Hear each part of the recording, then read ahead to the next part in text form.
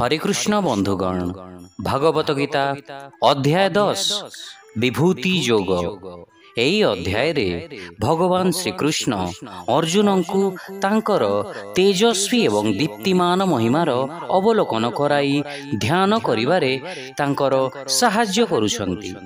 नवम अध्याय रे श्रीकृष्ण भक्तिर विज्ञान बा प्रेममय भक्ति को प्रकाशित करिछंती एवं किछि मात्रा रे निजर ऐश्वर्यर वर्णना मध्य करिछंती।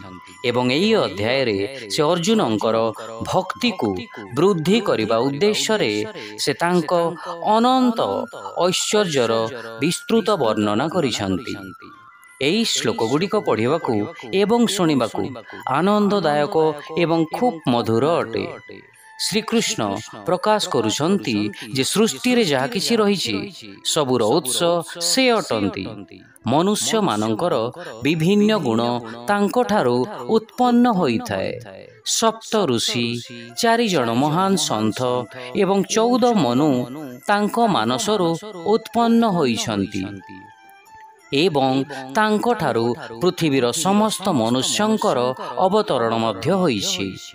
सबु किछि तांको ठारू उत्पन्न होइछि एवं जो माने एकथा जानिछंती से माने दृढ़ विश्वासर सहित तांकर भक्ति करिथांती।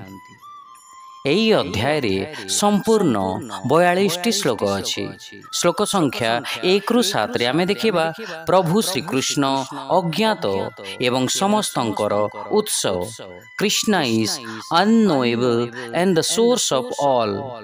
श्लोक संख्या 8 रु 11 रे आमे देखिबा शुद्ध भक्ति होउछि भागवत गीतार महत्व।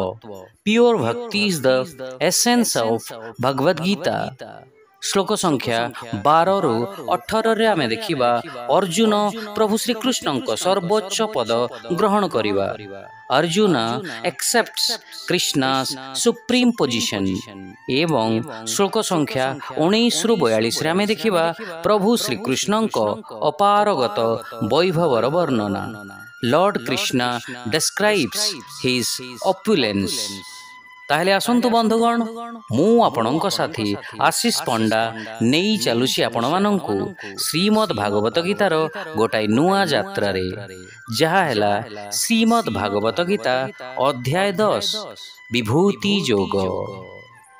श्री भगवान वाच भूय एव महाबाहो शृणु मे परमं वचः यत्तेऽहं प्रीयमाणाय वक्ष्यामि हितकाम्यया। बंधुगण, श्रीकृष्णंकर महिमा शुणिबा पई अर्जुनंकर आग्रह को देखि प्रभु श्रीकृष्ण मुग्ध हेले।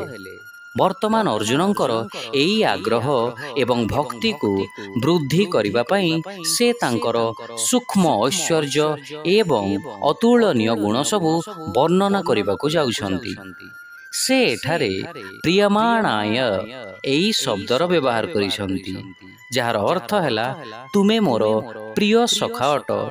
तेणु मु एई विशेष ज्ञान तुम निकटरे प्रकाश करुछि। शिक्षा मोर दिव्य उपदेश पुनर्बार श्रवण कर। तुमे मोर प्रिय सखा अट, तेणु तुमर मंगल कामना करी मु से सबुकु तुम निकटरे प्रकाश करुअछि। My divine teachings desiring your welfare, because you are my beloved friend, I shall reveal them to you. Hare Krishna।